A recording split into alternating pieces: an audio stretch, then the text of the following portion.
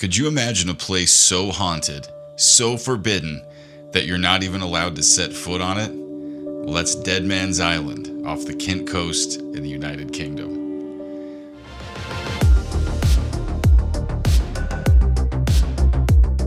So 200 years ago, this bleak spit of marsh became the final resting place for men who lived and died on Britain's prison hulks. Now, what are prison hulks? Not the kind of hulk you might be thinking of. When prisons on land overflowed in the late 17 and 1800s, Britain needed somewhere to put its convicts.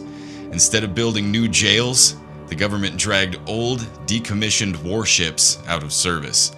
They stripped away the sails, the masts, and the weapons, and moored these rotting ships in rivers like the Medway. These floating carcasses were called prison hulks, and inside, life was horrific. Hundreds of men and boys, some as young as 12, were crammed below decks. Shackled in chains, they slept on damp planks in air so foul it was hard to breathe. The stench of sewage mixed with salt water and rot. Food was meager and disease was rampant. Cholera, typhoid, tuberculosis. The hulks were supposed to be temporary holding pens until convicts could be shipped off to Australia, but many never made it that far. And the death rate was staggering. Some ships lost dozens of inmates in a single season, and when they died, the bodies weren't carried back to shore for a proper burial. Instead, they were rowed out at night to Dead Man's Island.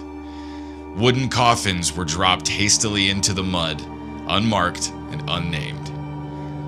So what's happening today? Well, now centuries later, the sea is unearthing them. And by them, I mean the bodies. Coastal erosion is peeling away the shoreline, and at low tide, coffin timbers, skulls, and rib cages are rising into view. Archaeologists and journalists who've seen it up close describe bones scattered across the mud and coffins collapsing into the estuary. In some places, you can see dozens of skeletons at once.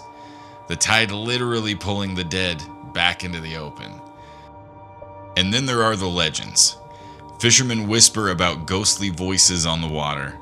Old Kent folklore tells of phantom black hounds with burning eyes stalking the flats and headless figures drifting at dusk. With evidence of human remains still breaking the surface, no wonder this island's stories lean toward the paranormal. So today, Dead Man's Island is a protected bird sanctuary. It's illegal to step foot there, but even behind the no trespassing signs, the island refuses to rest quietly. The government may have locked it down, but the tide keeps washing the dead ashore. If you could walk among the open coffins of Dead Man's Island, would you dare? Or should this forgotten graveyard remain undisturbed? Let me know in the comments, and if you want a part 2 on the prison hulks themselves, comment hulks and I'll dive deeper into the haunted ships of the Medway.